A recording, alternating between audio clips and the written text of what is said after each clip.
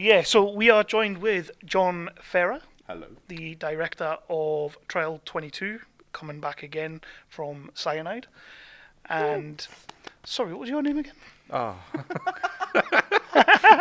Thank you. My name is Harry Metcalfe. And you were the co-screenwriter on Trial I 22. was, and script supervisor. And as script well. supervisor. You made a point of saying that in the Q&A. Is there a bit of contention there? No, not at all. I just forgetting that he was on set. I just Maybe like. is that the sign of a good script supervisor, not being noticed? I think so. That one, Okay. but that one was particularly like that was fun as well because I think like whereas usually we're crammed into our house somewhere and we have to like, and I'm like on the stairs trying to desperately watch the monitor to look for things. Whereas this one, it was actually a nice open space, so I could sit wherever and just kind of like I could always see, so I could just sit back, which is kind of nice. But no, I make a point of it more because I like people to know that I'm useful, not just right. Like if it's there, I don't just like sit in my little dungeon and they go, well, that's done, and kind of crawl away. I actually try to get on set more because it's fun to do so. I think it's also other that people. you can prove that you've got stories to tell, that you've seen the production. I was there when all the You funny saw- stuff happened. You've seen all the chaos, when Yeah. light stands collapsed and things like that. I don't know that because that's a lawsuit we can't talk about. So No, that's fine. forget a light stand fell. It's fine. So I could sit here and I could read the synopsis for Trial 22. I could tell people what it's about. But I would like you guys... But they don't care. No, they do care. They will care. But I they've would seen like... it by now, surely. If you you're like us here, to do it? Actually, I Harry, want do you wanna guys do to it? do it. oh, I would love to. Come do on, it. script Go on, supervisor. you're Okay. meant to be the brains here. So I wrote this. I don't know how many years ago. All right, let's do it. So it begins with our main protagonist Karina, who is fighting off a bad guy sort of thing in the room 23. You're And just then gonna describe the whole plot, no, synopsis. and then we open up into another room, and there are some other people there, and it's all a movie about trying to figure out their way out of the room essentially, and it's a nice big kind of one room monster horror that kind of it spreads out from there without giving too much away. But it's all about humanity and surviving, and it's hopefully a good time. Just a rip-off of Cube, but with monsters. See, that was what I was talking to you earlier, and I said I had something that... So, really, you just need to make, like, Cube, but, like, the Raid. Yeah, it's Cube, the Raid, and monsters, and then we're sorted. I can't give away the main idea of the feature film is very different. Yeah. Okay. Basically Real everything we've different. done in short form. So obviously we've been like toying with the idea of a feature film for a few years now, and the feature film has something very unique about it that sets it aside from all the films, all the granddaddies of the genre that we're copying, like Cube, like Saw. But I don't want to give it away because it's a big spoiler. Oh, man. Yeah. But You can tell me I'll at try the and bar. get that scoop. Yeah. Tell me at yeah, the bar. Get the That'll be scoop fine. afterwards. It'll be fine. Definitely. Well, I was a huge fan of Cyanide, and Thank you. I was so Thank you. happy. I was so happy when you didn't have anything to do with that one, did you? Harry I was not scripts, I involved wasn't, with not at all. Cyanide. Is this because I said that I kind of preferred Cyanide a little bit more? Absolutely. Yeah, how you're a dare bit you. salty, aren't you? No, I just live to make him laugh, and it's funnier when he does it. That's all. what you need. That's what you We need. like watching each other suffer. It's a Yes. perfect Great. partnership. But I was so glad to see that you'd give us another movie, and Trial 22 absolutely knocked my socks off. It was a huge leap, as I said to you, in terms of technicality, the visuals. I thought your monster was incredible. Thank you. Shout out to Rebecca Wheeler for the monster, always. And for Yeah. Max for being in that thing for. Forget that. But Forget every that time. there's an actor beneath that monster. Every time we're crediting the cast, we list all the actors, all the human characters. And then Alan. And then we just forget. Yeah. We forget who played Alan. Poor old boy. Very cold he's the usually, entire he's time. usually a cinematographer. Right. He's usually my cinematographer, but we asked him to be a monster for this one. He was like, absolutely. And that's the weirdest thing about it. He normally shoots the music videos I direct. So, yeah, bizarre. So how different was this one? You mentioned that you had a little bit more of a budget to play with this time round. Yeah, I'd so say we had about like double the budget this time, maybe even a Nice. bit more, and definitely a bigger crew. We must have reached like nearly 30 people, I think, on set. Yeah, at a couple time. couple of people like in just for like 1 day, sometimes 2 days. Like so, we had quite a lot like in the especially the lighting and camera. No one was being paid because we still. When I say we had more budget, we still didn't really have a budget. Yeah. So no one was being paid. So lots of people kind of like swapping and tapping in and out. Like one day it'd be a different set of lighting guys and then a different set of ACs and stuff like that. But altogether, it was about 30 people and 4 days of filming and just yeah, we had more time to make this one. I think that and it felt more like a film set, because the first cyanide was very kind of like, it was run and gun, the expression. I mean, I was like operating the camera sometimes and stuff, upsetting our DOP a bit by doing that, but just kind of making it really unprofessionally. Whereas this one, we really like, it was a traditional film production, which was fun. It was weird. It was really difficult. Yeah. It was a really rough time. I did not enjoy making it, but I loved it. It was great. I brought a camper chair. I sat down, and I just was basically like this the whole time. It's going like, looks good, okay, and just taking. It was a great time for me. I got to relax. There was a point. Of course, we can speak freely about this stuff. There was a point where we were being kicked out of the location early, so the 4 days got cut short, basically.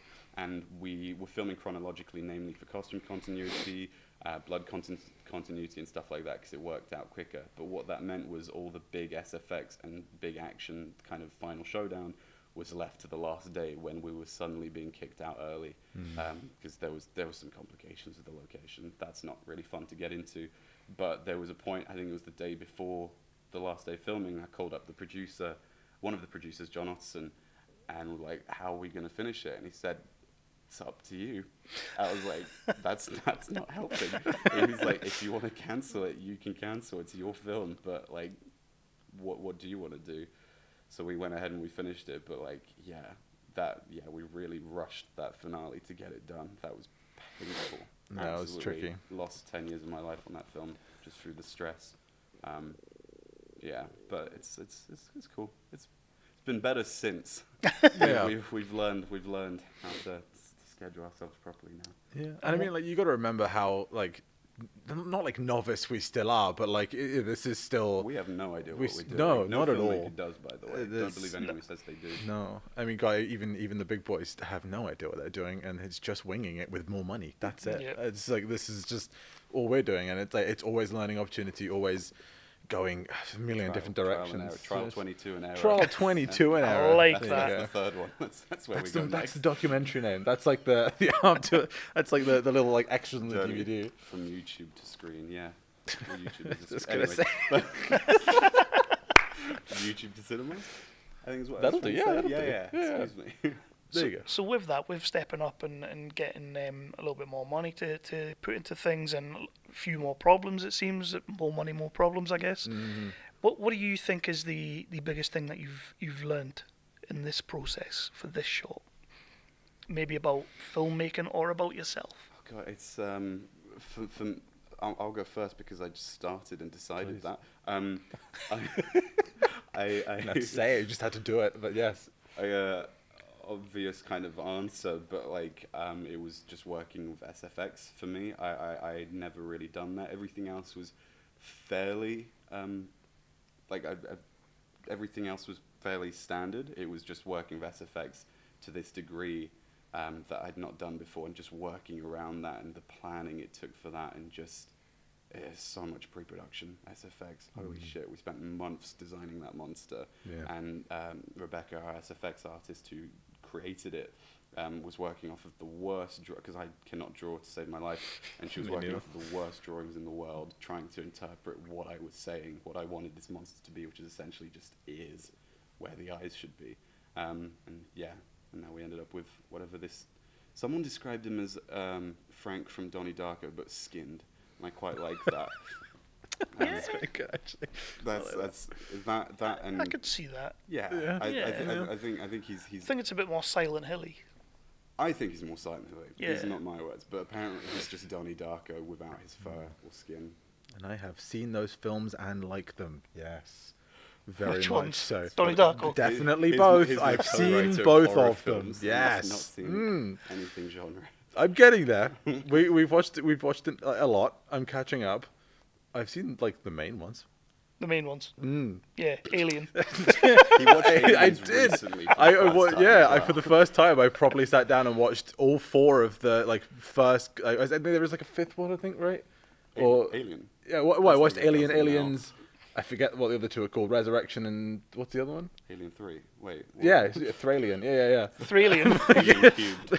Yeah, that's the one. We watched all those. My flatmates and I I got out of the box at home, so we watched all of those kind of like not like in the same week, but kind of in a row sort of thing, and that was cool. Loved them. They were all a good time, to be honest. So when you were like writing and if you're not really that ingrained in that genre, like where did that story? Well, it's I suppose the joke here is a bit misleading. Like I mean, since I've known John since like 2018, 2019, 2017, isn't it? Go back I don't know my years. We go back 6 years now. We do, which is both wonderful and horrifying. But yeah, since then, I mean, John's the big horror boy. This man knows more than I could ever hope to, and so he very much introduced me to the whole genre. Although I had my things. I mean, I mean, I suppose it's very kind of like what people consider vanilla, I suppose. But like, I was already big into like the Cornetto trilogy and those kind of things. So I had you kind of more mainstreamy sort of horrors, but then you were like, I met you, and I remember just kind of. I think it was like nights in a row. Let's watch Martyrs. Yeah, exactly. Like Martyrs and God, I'm gonna struggle to name Feast. so many now. Feast. I do like Feast, and we did even watch 2 and 3, which I still thought. Trilogy. Yeah, I thought was still wonderful, and I stand by. But Feast 1 is a masterpiece. But yeah, he introduced me to all of them. So like, although I'm kind of a novice in it, I think I've watched enough now to like at a point call myself something of like a horror fan. Maybe not like a nerd about them or anything like that, or particularly that ingrained in them. But I've been to enough kind of festivals. I've seen some things.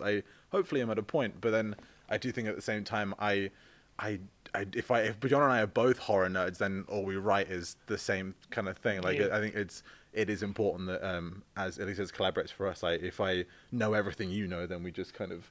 It becomes very samey. So as long as I know something, you never different. want to be drawing purely from like horror to make horror because you'll end up just copying what's been done a million times. All the horror great filmmakers and stuff all like branched out of it. Even Wes Craven did a musical with Meryl Streep, I think, in the 90s, right? I think that's right. Bassett.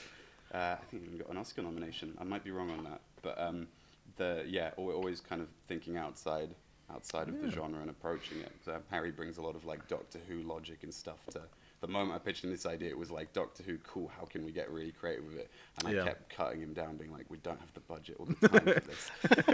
But, I mean, God, the opening for that, I remember being like, you want to talk about like challenges and stuff. The opening kind of couple minutes, I mean, John and I I remember we're collaborating with some people recently, and I met them first and kept telling them like I was trying to get John on board with the project we're doing, and I kept telling him like, John, all we do is argue, but like it's the best thing in the world. Like it's never no malice, no that, but it's all we do is like argue when we write. But it makes it the most fun because the opening of this one, for example, there's a lot of dialogue that happens very very quickly, and every line of that I fought for, and I know that for a fact. Like. I just think, like, at one point, I believe you were just like, we don't need it. It's fine. None of it. For the dialogue in Trial 22. Yeah, like the whole beginning section where there is dialogue. I cut a bunch out as well. No, exactly. There's so much cut out. There's a version of the film that's like 13 minutes long. Right now, it's like 9. Yeah.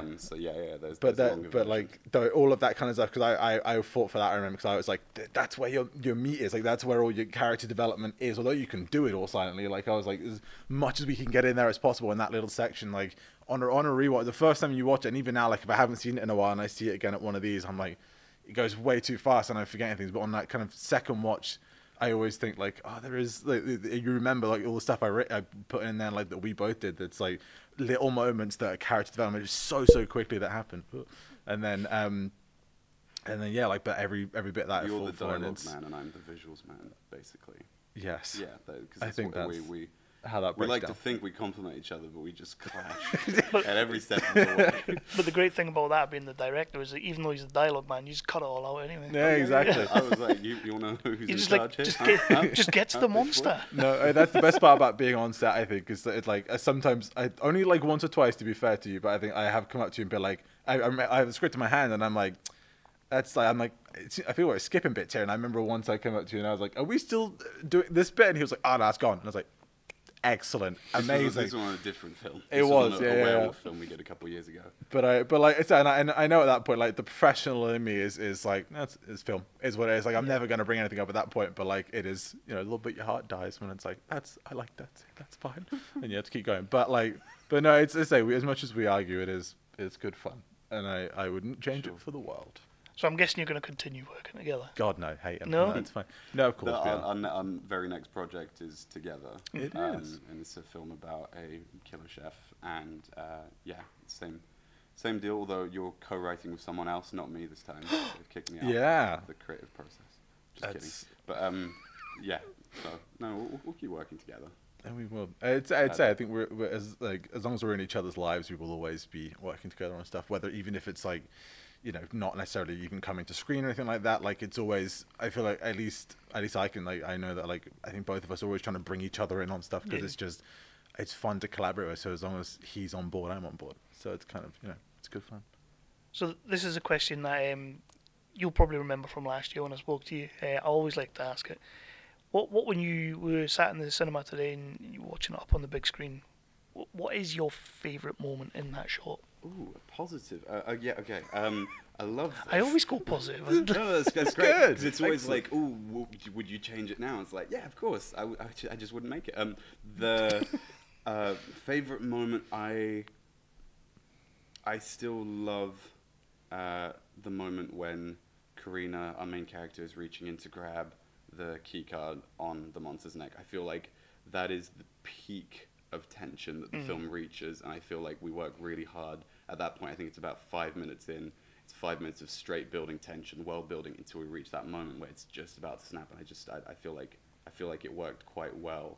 Hate the rest. I think one of the reasons that bit works as well as it works as well as it does is a couple of minutes before that you have the security guard when they throw the watch and he catches it. I think that's my favorite moment. And that little bit of just like it's sick. It's in its own right. That is its own mini I mean, you always talk about writing in tension release, and that's exactly what that is for me. It's the tension. You've got him. No, you don't. And it's constantly that little bit just for a second keeps changing. That's my favorite. That was a tricky one in terms of SFX. Everything went wrong for that kill. Screw it. Someone gets punched through the head. There you go. But to majestically, by the way. Thank you. I agree. That's fantastic. And I don't know if we're allowed to say that the head was reused from another film, but I can tell you afterwards. Which is why we had to cut around it so much. The head is it's kind of half a head. It doesn't even really resemble the actor, so we had to light it really darkly, and then the day we were meant to film it, the blood pump that was meant to spray brain and blood and stuff out the back of the head suddenly wasn't working. And we tried to order another one, which didn't arrive before the end of the day. So we just had to find other ways to shoot it. And this was every step of the way. That just because we're doing SFX on such a low budget, it was constantly problem solving like that, and we kept just losing so much time. No amount of preparing could have really helped us there. I think we did all we could have. Yeah, with it the was resources, just we said, like you said earlier, with more budget, more stuff you're working with, the opportunity for more to go wrong is tenfold, and it is just if you're making everyone always says it is problem solving. At the end of the day, it's all it is, and with this kind of the bigger budget you get, the more problems there are. So it's just kind of dealing with those. But I think the nice thing about it is despite all of that, I do think perhaps maybe other than you didn't like making it, I think everyone else had a wonderful time. It speaks to how good he is as a director of although he was struggling and doing this kind of thing, everyone else I think was having a good time. The actors I think were doing well, and it was a nice vibe on set the whole time. I think I enjoyed it. Yeah, I enjoyed half of it. Well, quickly on that, because I interviewed you last year for Cyanide, and you were quite down on that experience as well. I feel like you're just kind of that. Just doesn't like making films. No, what I mean, I think you make something, but now you're I need to move on and make something better, or I need to move on and do something else. The first Cyanide was a nightmare for a whole different set of reasons. I feel like I've enjoyed making films. Of course you have. Actually, you wouldn't keep doing it. In the last year, I've had probably my 2 favorite directing experiences ever. They just weren't in the world of Cyanide, so that's fine. One of them, or probably my favorite directing experience, was a couple of months ago. At the end of last year, I did a music video for Hellbender, the Addams Family. Okay. They made Yeah, I love those Where guys. the Devil Roams. Hellbender was a film they also made. They're super talented. They're both a band and filmmakers. And I met them at Fright Fest, and they let me direct their music video. So and it ended up being the best experience of directing I've probably ever had. So I do enjoy it. I do enjoy filmmaking. It's usually fun. Just sometimes it's difficult. I think it's difficult when we're just getting really ambitious, and when we really care. That's when it's hard. Is it also when it's your baby? Yeah, that doesn't help. Yeah. Good. So I'm just reliving everything now. Well, keep making them, and again, please do. I think you need to expand on this universe. I love this universe already. I can't wait to see what you do next, because if this is what we got after Cyanide, what comes next is going to have to be. Oh yeah. See, there you go. You just added pressure to me, and now I'm going to hate the next experience as well, because it's going to be so. But that's the thing, though. Overwhelming. As a moviegoer, it's not about you. It's about me.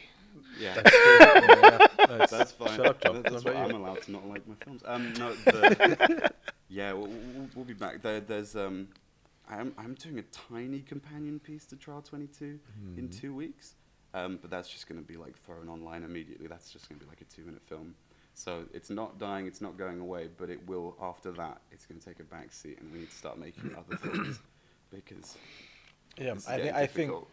it's one of those things where, like, sort of like, not to bring it back to the kind of Cornetto trilogy, but it's one of those ones where, like, you know, they stop between Hot Fuzz and World's End. Yeah. It's like, we need to be better and like older. Like, we need to kind of get to a certain point where we can make that. Like, if we made it right now, it would be good, but I don't think it would be at its best. I think it would need to, like, we just need to give it time, have the opportunities to learn all these lessons, then hopefully come back and I love that we do it. like keep comparing ourselves in this conversation to Edgar Wright or Wes Craven and stuff. It's like Well, we're just fucking that good.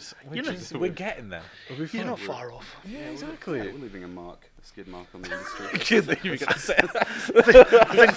I think the only difference is they quite like their movies. Ah, yeah, but like, Boo. that's lies, all lies. No, The edgelords like us. no. To be fair, you say like us. I love our films. I love being on them. It's purely you every single time. But again, I think more to John's credit as well. I think if he did like them and was like, yeah, that's pretty good, and like was happy with them, I don't think that would propel him onto the next one. I think that's Exactly. what keeps you hungry, keeps you going. Yeah, I think I do it to an unhealthy amount, but yeah, I just never want to be complacent, I think.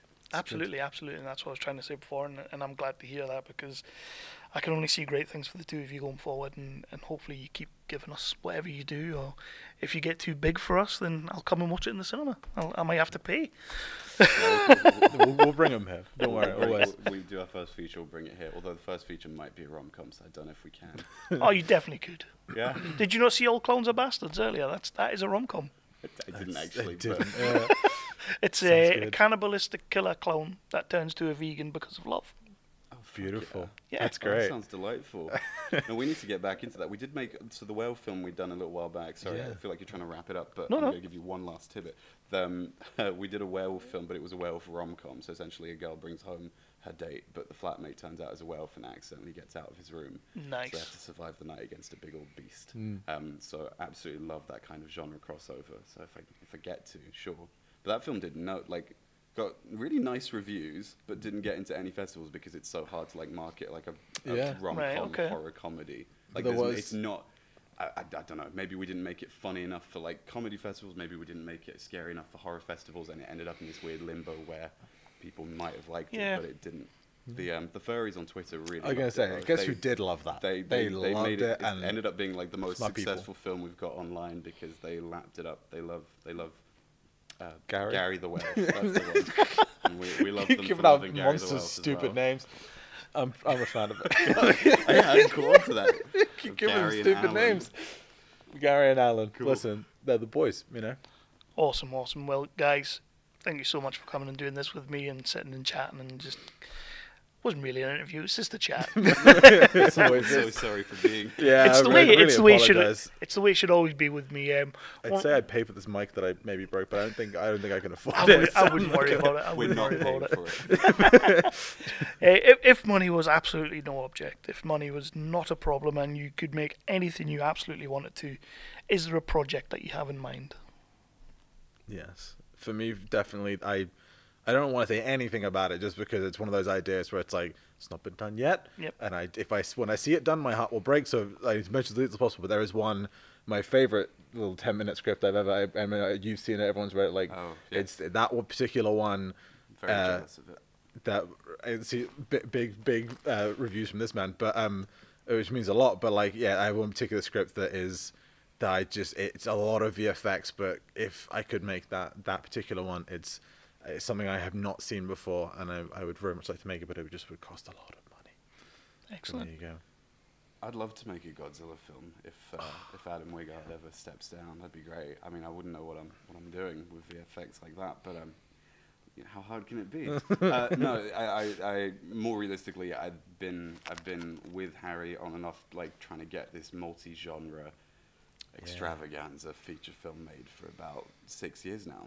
Pretty much, I've been wanting to do it forever. When did we do the first draft? Like pandemic, I think. It was right before the pandemic. Yeah. So 4 years ago, we'd actually got this feature script written, and we nearly went ahead and tried to make it on no budget, which would have been a disaster, I think. But now I'm just sitting on it, waiting until we can make it. But it'll be mostly horror, but it's good bit of weird fun. It's called Insanity Pulse, and I really want to fucking make it. Absolutely, get it done then. Thank you guys. Thank you for this. That's awesome. Thank you. So many scoops. Yeah, I just realised the mic says it might be off.